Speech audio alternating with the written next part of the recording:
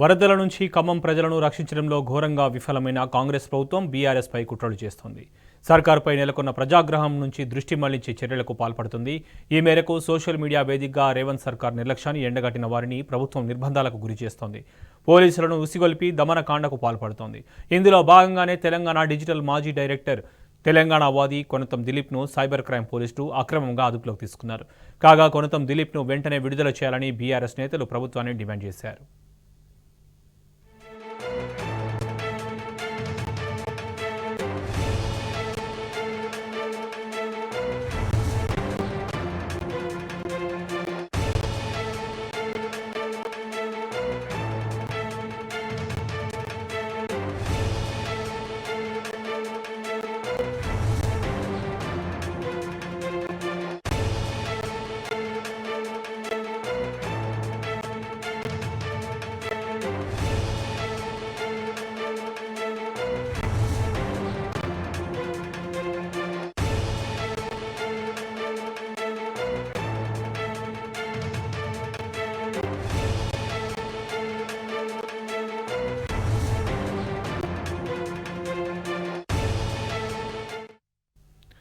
కొనతం దిలీప్ అక్రమ అరెస్టును BRS party తీవ్రంగా ఖండించింది. అసలు దిలీప్ను ఎందుకు అరెస్ట్ చేశారు, ఏ కేసులో అరెస్టు చేయాల్సి వచ్చిందో చెప్పాలని బీఆర్ఎస్ నేతలు డిమాండ్ చేశారు.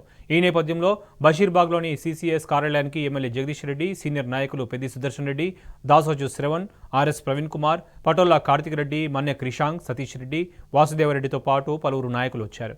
ఈ మేరకు సైబర్ క్రైమ్ డీసీపీ కవితను కలిశారు. దిలీప్ను ఎందుకు అరెస్ట్ చేశారో చెప్పాలని పోలీసు అధికారులను నిలదీశారు. ఈ సందర్భంగా పోలీసులు అత్యుత్సాహం ప్రదర్శించారు. వీడియోలు తీస్తున్న ఓ కెమెరామెన్ ఫోన్ను పోలీసులు దౌర్జంగా లాక్కున్నారు. మీడియా ప్రతినిధులతో పాటు బీఆర్ఎస్ కార్యకర్తలపై పోలీసులు అనుచితంగా ప్రవర్తించారు. పోలీసుల తీరుపై బీఆర్ఎస్ నాయకులు మండిపడ్డారు.